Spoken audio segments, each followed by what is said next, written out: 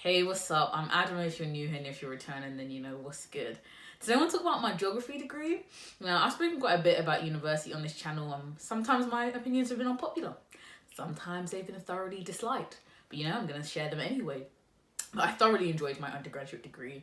And so here I'm going to share some of the pros, but also some of the cons of studying it, especially studying it at UCL. And that's exactly what we're going to get into today. Don't forget to like if you enjoy it and, comment and subscribe. So the first thing about geography is the breadth of knowledge that you're exposed to is phenomenal, right?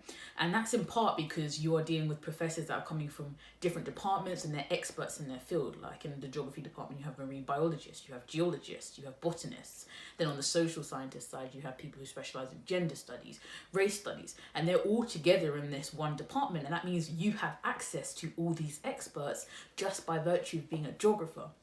And I think that was one of the biggest pulls for me and why I chose to study geography. I'm a fan of the American kind of liberal arts system, which is in part why I first intended to go to the US to study at undergrad level. The idea of kind of building your degree based on what you're interested in, where you want to go, and having that exposure to different subjects, different topics, being able to meld them in the way that you want to.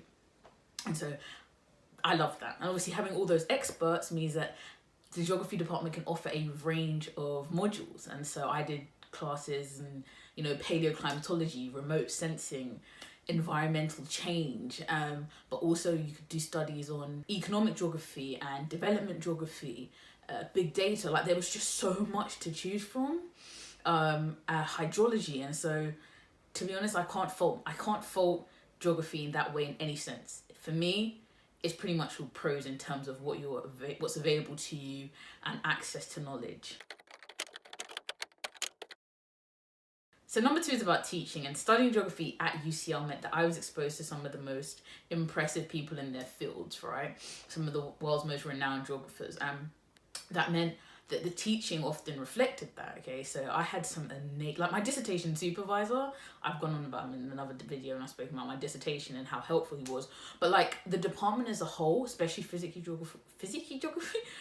geography are so helpful, I believe, for me. They were engaging.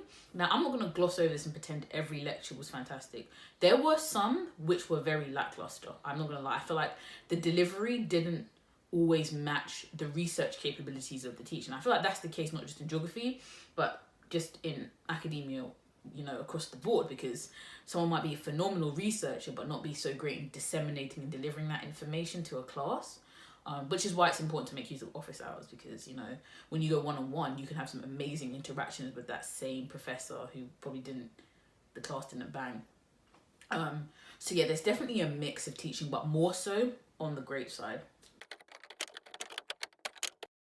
Okay, so the next thing is about diversity, and geography isn't the most diverse subject, like even with the student cohort and with the people who teach you, especially in physical geography. I don't know if I preface this by saying, but I typically took physical geography modules at UCL, and the diversity isn't great. Especially the people who are teaching you, they typically tend to be white male.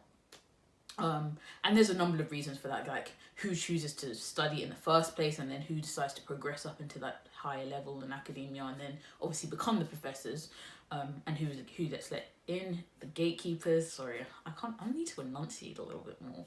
I'm not enunciating today. And so yeah, that can kind of affect how you might engage with the subject, especially if you are from certain backgrounds. There's always the idea that you want to see yourself reflected either in the curriculum or in those who are teaching you to some degree. But yeah, that's just, honestly, that is the way it is. And the thing about that is, though, there are opportunities if you do come from different backgrounds to add value, I think, or add to the subject. So you get a lot of opportunities to kind of put your own spin on assessments, or, basically control the direction of your assessments, especially in like third year. And so I personally took the opportunity every chance I got to do an assessment that was basically on something in the African continent. Like my dissertation, South Africa. My blog post, which was basically the whole module, was graded by this blog, Sub-Saharan Africa. My remote sensing, I was looking at remote sensing techniques with the idea that how can we use these techniques in places where there's less ground surveys. And I'm getting into a lot of stuff here. But so you have the opportunity to bring your interests and bring your passions to the subject. I think physical geography still has so much room to grow, and thus, even though the lack of diversity might seem like a disadvantage, it's an opportunity for you to bring and grow. So my next point is about assessments. Now, if you study geography, which is one of the great things I think about the subject, is you will be assessed in a variety of ways. So you're going to have those standard like written pieces of coursework and exams, but you're also going to have to do things like presentation, field notebooks, blogs, computer models, doing things on like ArcGIS. You're going to be required to develop a range of skills, okay, in order to achieve those high grades in varying types of assessments, which is fantastic because mainly not everyone performs their best in an exam. So having that opportunity to, be assessed in those different ways, I think is really important. And I think that's what high level education should be about. It shouldn't just be about coming out with one set of skills. It should be broad, to a certain extent, to develop the most well-rounded individual. Like, it's all well and good if I'm really good at writing essays, but if I can't present that information to anyone, that's not very helpful, is it? And kind of like I've alluded to before, in your third year especially, you get a lot of room to kind of decide the direction of those assessments. So yeah, you might be given a general task, but then, you get to put your own spin on it a lot of the time. Like, you decide the topic of your scientific poster, or you decide, what your blog's going to be about. And I think that's really important. And I think that was why I probably enjoyed my third year so much. Like, I just got that room to kind of grow and be like, ooh, what I'm going to do now in these assessments. So the next thing is about field trips. Now, in geography, you go on a field trip every single year at least, especially outside of the country. And we stay within Europe, but still, I feel like field trips are so good for so many reasons. The first reason is obviously getting to use those skills or the knowledge that you've acquired, like actually putting it into practice, either to collect data, to present data, or learning in the field, where some field trips were literally about learning these concepts from scratch in the field, like my most recent one, which was to Lesvos in Greece. I just think it's amazing. I just love the idea of being able to translate, theory into kind of practice and seeing how that works in the field. I think it's so important that you leave university with that ability to translate, theoretical and conceptual ideas into like practical applications, or at least you know how to do it, even if you don't want to do it in your career. I love that part of that. But also you just get to bond with other students and professors more. Now, I think geography is one of the most social subjects that there are at university, and I think the field trips play a big part because you spend time, like you share a room, like you're out in the field for hours every day, and so you build connections with people, you find out what they're interested in. Like one of my closest friends now, we met basically, I think it was the first year of geography, because our names were like how it was in the register. And so yeah, like it's just a great opportunity, I think. And I've learned so much about my professors on field trips and just about like academia in general, from those field trips, and just a lot of fun. So I think, so like giving you more information on that like most recent trip to Lesvos, we did things like, plant identification, we did tree coring, we saw a fossil site, so where these trees had been fossilized. I'm not going to go into the process of that right now, but like there was just so many interesting things that we were able to do on that trip, and many trips like it. So I kind of alluded to the next thing already, but it's about the skills that you're able to acquire in a geography degree. And the thing is, you can acquire very in-demand skills during your time, at university studying geography. For example, from the first year, you will be introduced to programming and big data with the first module, which was data acquisition. I don't know what it's called now. And we had to use R for certain assignments. That's how we were assessed. And so you're kind of face to face with those kind of in-demand skills from the start, and encouraged to develop them throughout your time at university. There was other times when I had to use MATLAB, more niche programs, maybe like C2. And so that opportunity to engage with these programs, have those people available. So if you get stuck, if you don't know where to go, if you want some more information on how you can use certain programs in the best way, you have access to that by being a geographer, by being with people who use them on a daily basis in their studies, in their research. And so I just think, yeah, it's another great opportunity to acquire those in-demand skills. But it's not just programming. Like, there are a range of other skills, especially in regards to your ability to handle different types of data. So and this is why I think geography becomes special, because if you study, say, purely social science, you may not come into contact with varying types of numerical data as much. As you physical sciences, you might not come into that kind of, what's the opposite of numerical? I don't know, but like the data associated with interviews, and the geographer, however, has to be able to deal with both, especially in your first year, because you will be doing human and physical modules until you decide to specialize. And so you have proof of your ability to work with different types of data and data sets and process them, critique these sources of the data, and then present them in the best way. So without sounding too wishy-washy like a transferable skill, I think, again, it's an in-demand thing. More and more so, issues overlap between the social and the physical sciences, right?